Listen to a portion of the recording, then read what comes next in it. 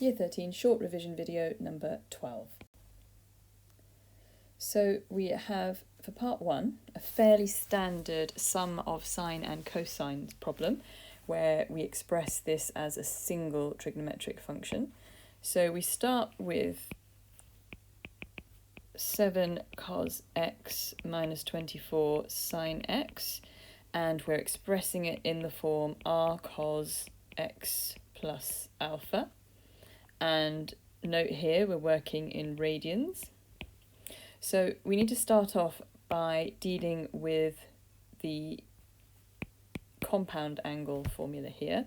So on the right hand side we have r, then in place of cos x plus alpha we have cos x cos alpha minus sine x sine alpha, and of course we can then expand that, so we have r cos x cos alpha minus r sine x sine alpha.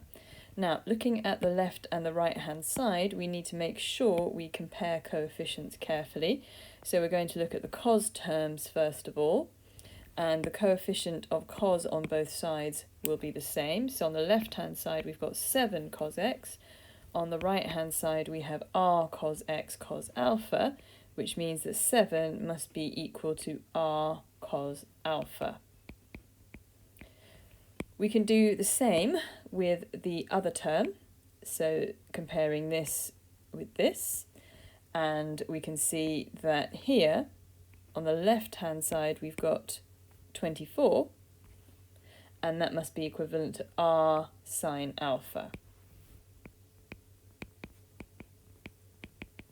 And at this point there are multiple ways we can proceed with this. What I'm going to do is take equation 2 and divide it by equation 1.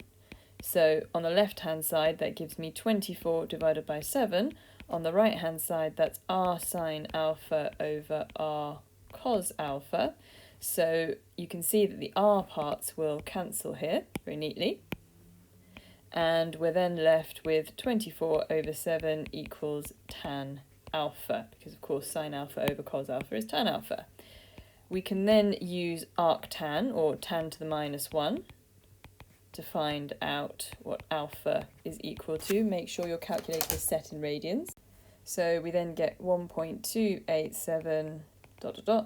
so 1.29 radians to 3 significant figures. We can then substitute back in to either equation 1 or 2 to find out the value of r. So equation 1 will give us 7 equals r cos 1.287, keeping to exact accuracy there. There are other ways, of course, of proceeding to find the value of r, and I can rearrange this to get me r equals 25. Now I've used my exact value for alpha over here, which is going to give me my exact value for r at the end. Remember, the other way in which you can find out r quite neatly is by doing 7 squared plus 24 squared, so squaring 1 and squaring 2 and adding them together, and of course that's going to be r cos alpha all squared plus r sine alpha all squared. Now 7 squared plus 24 squared will give us 625 on the left hand side, and on the right hand side we'll get r squared and then cos squared alpha plus sine squared alpha, which of course is equal to 1, so 625 is r squared, and then we get our exact value for r, which is 25. Now the question does ask us to express this in the form r cos x plus alpha, so to finish off I'm going to express 7 cos x minus 24 sine x as 25 cos x plus 1.29 radians, which of course the angle has been given to 3 significant figures. Now for part 2, write down the range of this function. Well, you can see f of x is composed of our trig function with 12 added to it. So for part 2, f of x could be rewritten as 12 plus 25 cos x plus 1.29 radians. Now, we know that the maximum possible value of cosine is equal to 1. The minimum possible value of cosine is equal to -1. So we know that cos of x plus 1.29 radians is between 1 and -1.